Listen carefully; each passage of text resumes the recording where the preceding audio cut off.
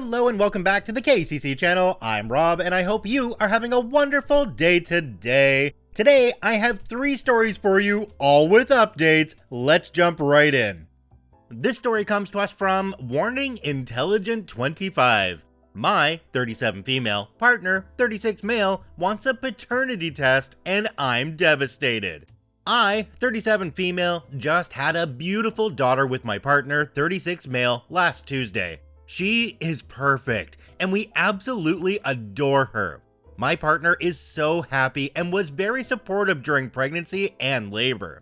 Everything was perfect, or so I thought. We have only been together for 18 months, and things moved quickly for us. We started living together after only 3 months, and have been inseparable since.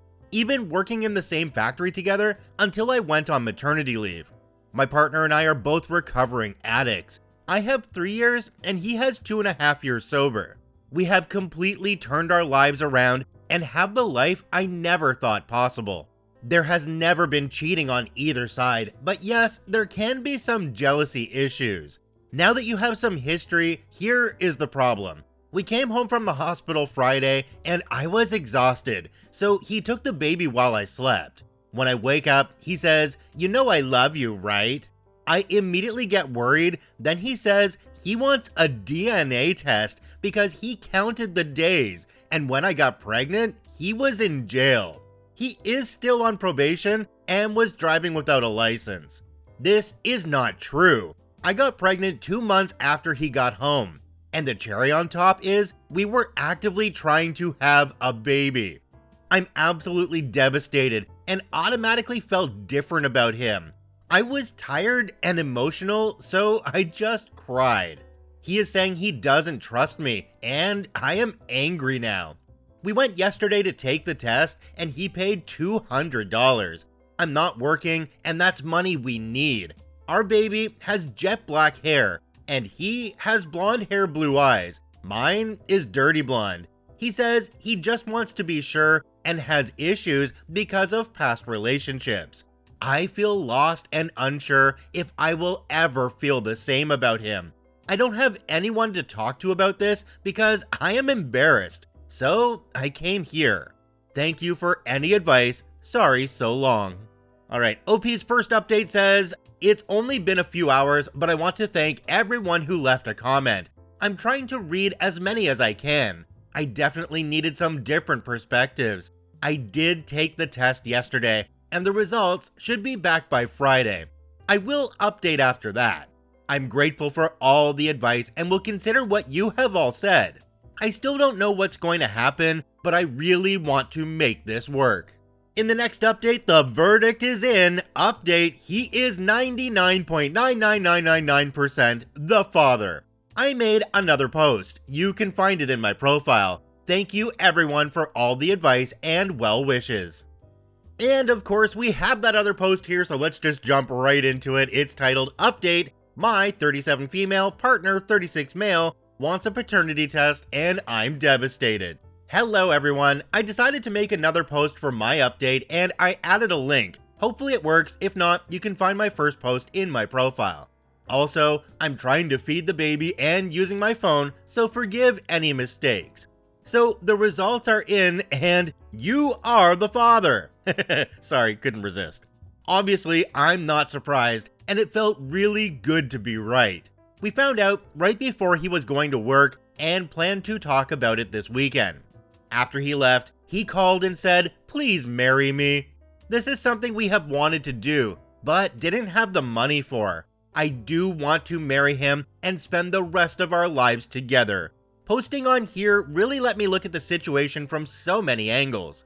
Most people said therapy or leave him, but there were a lot of great and helpful comments in there. Thank you everyone, I am grateful for all the advice. I have decided to move past this because he never treated me and my daughter any differently. He has provided everything we need. This is the first real issue we have had. I do believe that DNA tests should be standard, then no one has to get their feelings hurt. He says he trusts me, and other than this, his actions have shown that. And I could see it was very hard for him to ask when he could have done it without me knowing. Relationships take work and understanding. We still have a lot to work on, and I lost trust in him over this. Now, if this sort of behavior continues, then that's a whole other story. So thanks again, and if anyone has any questions, I will answer. Jumping down to the comment section on this one, there's one from a user called Pizza36. It says, apart from accusing you of cheating, you're happy with an over-the-phone proposal? Christ, girl, your standards are low. Wait till the next tantrum. Another commenter called Wife of Bath 1984 said, he clearly doesn't trust you. Trust is one of the most important foundations to a healthy relationship. I don't know why you would marry him when he doesn't trust you. I'm not saying end the relationship, but you should hold off on any wedding plans until he actually, truly does trust you. Therapy would not hurt anything. Alright, I have a very interesting perspective on this one because I can see it from his side. I am a blonde-haired, blue-eyed guy, and my first child, when she came out, was completely black-haired, like jet black. It was crazy. But her hair color changed in the first couple of months to a platinum blonde. Very weird, but it happened. But I have to admit, when you're holding on to this jet black-haired baby, and neither of you have jet black hair, it really makes you wonder. So I kind of see this one from his side and not hers. I'll admit though, I still have a pretty crappy view of him because you don't propose over the phone. That's a complete douchebag move. This story comes to us from Canada 11235813. Today I effed up by accidentally liking an Instagram photo, and now my life is probably over. My 55 male, daughter 21 female, still lives at home, but has full autonomy here. But I like to know what's going on. So when she texted that she's bringing a few friends over after school, it wasn't to ask permission, just to let us know there might be a few more people over for dinner. No problem. Who? I asked. She mentioned a few names I recognized and one I didn't. Let's call her Sally. Who's Sally? Just another friend from uni. Okay, sounds good. See you later. My idle curiosity led me to Instagram, just wondering who Sally is. I looked up my daughter's Instagram list of who she follows and found only one Sally whose profile indicated she attended the same uni as my daughter. Obviously her. That would have been it, except her profile caught my attention. Because unlike most of her friends who have them set on private, this one was wide open to the public. And it's one of these typical young, beautiful woman profiles, full of selfies in exotic clothes and poses. I scroll down a bit, and of course, there are beach pics from last summer, and like any normal red-blooded male, it catches my attention.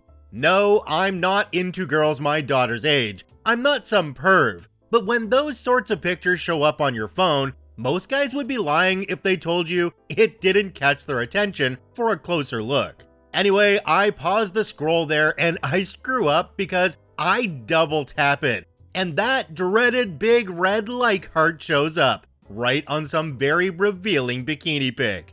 My actual heart actually stops for a moment too. I'm sure of it. I instantly unlike it, but of course, the damage is done. Somewhere, Sally's phone just got a notification that some user whose account shares the same last name as my daughter liked that pic. So, Sally will mention this to my daughter, and I will be a dead man. And that's it. It's been nice knowing you all. I realize there may be a saving grace here, which is that Sally, with her 20,000 followers and thousands of likes per pic, might have notifications turned off, in which case this is a non-issue. Or she gets so many notifications she won't notice because she ignores them and clears them in bunches. Perhaps that's wishful thinking. Or, as per above, I'm dead. I don't really see many other alternatives. For the moment, until I hear anything from someone, I feel like I'm anywhere from totally in the clear to dead. Like I'm strapped into Schrodinger's electric chair, waiting to find out which way the lever will fall. OP added a couple updates here. It says, update, man, this really blew up in just a short amount of time. I can't reply to every comment, but happy to address some of the common themes. and below that, what ultimately happened. 1. First and foremost, perhaps it's the way I wrote it, or perhaps it's the way people just want to lash out at others for no real reason because their mind is already made up. But the point is this: there's a tremendous difference between finding something attractive and being attracted to it. I will freely admit, and call me what you want, that many women in their 20s posing in bikinis are attractive. Am I attracted to them to the extent I'd approach and message and shoot my shot with them? No. But 200,000 years of evolutionary instinct is hard to fight. So if I'm at the beach and a pretty young woman walks by, I'm probably going to look. Like most people, men and women, young or old, for their own reasons, are also going to look. It's not creepy, it's simply being human. All of these "you're a perv" comments lead me to ask you gatekeepers of what's creepy or not the following question. If someone on a beach or with a public-facing Instagram profile, obviously meant to get views, isn't meant to be looked at, who is deciding it? Like in this case, 21 female, young woman, who's allowed to look at the profile? 25 male? 30 male? 35 male? How about a 21 male incel psycho? How about a 65 female predatory lesbian? My feeling, clearly not shared by everyone, is that if you're putting yourself out on display, you're going to get looked at. I think that's actually the idea, and there's a far cry between being admired from a distance and having someone actually take it to any next step. 2. Amused at many people asking for the Instagram account so they can see for themselves and perhaps flood my like out of the way? No. 3. I'm convinced she didn't see it because I unliked it right away. And as many people are saying, if it's within 5 seconds, it never went out. I'm pretty sure my unlike was within 5 milliseconds. And here's the update. Daughter and friends and Sally showed up. There was zero hint of anything. No weird looks, no lingering glances, no little giggles. Very nice and normal dinner conversation, and that was it. Then the girls got all dolled up in pink and glossy lipstick and went off to the movies. Probably off to see Oppenheimer. Jumping down to the comment section on this one, there's one from a user called Guitar Slayer 136. It says, "My friend's dad is your age, and he literally just posts filtered pictures that border on Gen Z crap posts. Think the B meme, but of himself or his office. Follows 12 people and likes everything on his feed. His daughter has a close friend who just uses Insta for thirst pics, and when dad initially downloaded Insta, this friend was over and followed him. So he followed her back. So his daughter would hop on Instagram and just see her dad posting these esoteric crap posts and liking every single thirst pic her friend posted. The man genuinely saw zero wrong with any of this and was operating in 100% good faith. It's one of the funniest things we've ever laughed about. You know though, I think my favorite comment down below this one is the one from Tripmole. It says, "Don't stress, I'm sure Sally's dad had liked a bunch of your daughter's bikini pics." Oh jeez. Hey OP, what are the chances that Sally's active on Reddit? Because this post is pretty identifying even without using any names. She's gonna know, buddy. She's gonna know. A lot of people got worked up in the comments over this one, and I mean, come on. It's not like he accidentally subscribed to her OnlyFans. This story comes to us from Negative Astronaut 974. Am I the butthole for telling my wife that I won't be opening the door for her creepy friend? My male 41 wife, Becky, female 39, is planning on traveling abroad to visit her sister and her family in the next few days. She'll be gone for the next 2.5 weeks. Over the past year, my wife has become very good friends with our neighbor, Emily, female 37, who lives a few houses down. Long story short, Emily makes me feel uncomfortable, and I think she's trying to make a move on me. At first, I thought she was joking, and I didn't think much of her behavior, but now it only makes me feel uncomfortable. Earlier today, Becky told me that she chatted with Emily and mentioned how she'd be going overseas for a few weeks. She said that Emily offered to come by and drop off some food for us, myself, and our 11-year-old daughter, Alice, from time to time. Becky was reluctant to agree, but after Emily insisted, she finally agreed. I was surprised that she'd agree to this without consulting me first. so I told her that it made me uncomfortable. Becky said that Emily means well, and it would be rude if we were to refuse now. I said, okay, but that she shouldn't be surprised if Alice and I forget to open the door every time Emily comes knocking. Becky said that I was being a jerk to someone offering us kindness. Am I the butthole? Alright, OP added a couple updates on this one. First one says, update, early this morning I spoke to Becky about my concerns regarding Emily's behavior. She said that Emily doesn't have any ulterior motives and only means well. She also brought up how Emily has her own husband and always tells Becky how great he is. For some more context, Emily is married, but her husband isn't home too much as he works in the military. When I asked if she could tell Emily that we don't need food deliveries, she said it would be awkward to mention it right before her trip, and how it would only be once or twice a week. Another thing Becky mentioned that has only increased my uneasiness is that Emily had given her a spare house key, just in case of emergencies or anything like that. For those wondering, my wife is leaving a few hours past midnight tonight. Context for clarification regarding the key, Emily gave my wife her own house key, but doesn't have the key to our home. Some more context, for those wondering what Emily does, I can tell you that she does a lot of unnecessary physical contact, like hugging me whenever she sees me, which didn't bother me the first few times, but increasingly makes me feel uneasy. Not only that, but she has made very suggestive comments in the past. I would also add that the way she dresses and her body language when she comes to our house seems to be a bit flirtatious. Alright, we're gonna get straight into the next update. It's titled, Update, Am I the Butthole for telling my wife that I won't be opening the door for her creepy friend? I would like to thank everyone who responded to my first post. I really appreciated your insights and support. I've taken the advice suggested multiple times in the comments and have installed a doorbell camera the day after my wife had left home. Fortunately, nothing had really happened so far, so I didn't really see much of a need for an update until recently. Without further ado, here is the update. For the past few days, things have been pretty quiet. I've been enjoying spending quality time with my daughter, Alice. She attends a summer day camp during my working hours, but we've been spending every evening and the past weekend together watching movies, going on walks, playing video games, etc.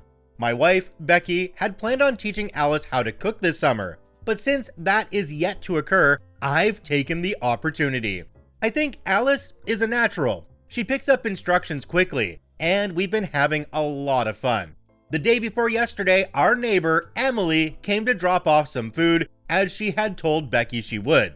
I did open the door as I decided to just accept once to be polite, but I let her know that she didn't need to worry herself with any other deliveries as my daughter and I would be cooking. She was acting normally until the very end where she said something along the lines of, "If there's anything else I can do for you, please let me know." She said it in a very flirtatious tone. I thanked her and told her that I appreciated the gesture, but reiterated that we would be able to manage on our own. She then said, "Well, if you ever crave anything else, just let me know. Just think of it as a substitute for Becky." This made me feel a little bit uncomfortable, mainly because of the tone she said it in. The next morning, yesterday, Alice and I were rushing to get to camp and work. Emily popped out from nowhere and started telling me how her driveway was being resurfaced, and she needed somewhere to put her car for the next few days. She asked if she could place it on our driveway, and I agreed, as Alice and I were in a rush and because she dropped off food the previous night. As I was driving away, I was mentally kicking myself, as now she'd have a reason to hang around our house. Later that day, I was home doing some chores in our garage when Emily pulled up in her car, mentioning again how her driveway was being resurfaced. I could see that it was indeed the case. We had a bit of small talk, but at some point, she went into a tirade about her husband. She shared how she sometimes felt unappreciated by him and how they don't get to spend time together. I didn't say too much during this, only that I felt sorry she felt that way. I glanced at my phone and then pretended that Alice was texting me to come pick her up. It was close enough to her time anyway. I said goodbye and locked up my house.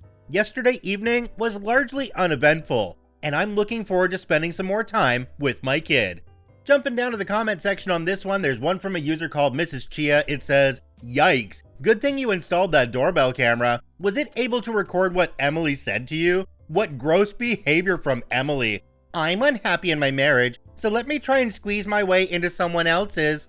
OP responded to this one and said, "The audio quality isn't perfect, but thankfully it did record what she said.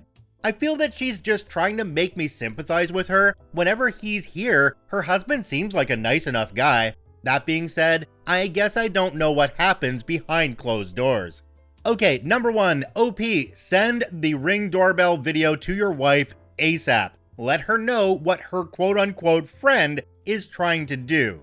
Number 2, when you leave the house, set your phone to record, because even in that little bit from getting to your house to your car, you might run into her again, and it sounds like she's probably going to try this again. Now, one thing I'm not understanding here is, why didn't you just shut her down in the first place? Even a simple thing like, "Hey, I'm a married man, and your comments here are sounding really flirtatious, and I don't appreciate it. So if you could tone it down, I would appreciate that." The biggest thing here though is just keep the open line of communication with your wife so she knows exactly what's happening with her quote-unquote friend.